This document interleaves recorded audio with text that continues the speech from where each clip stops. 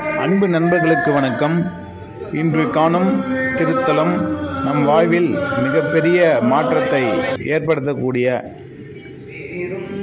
திருப்புகலூர் திவ்ய திருத்தலத்தை பார்ப்போம்.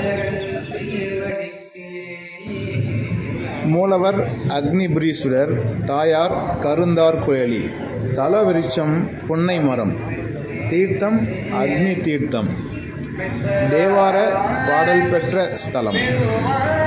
அப்பர், சுந்தரர், திருஞான சம்பந்தர் மூவரும் பாடியுள்ளனர்.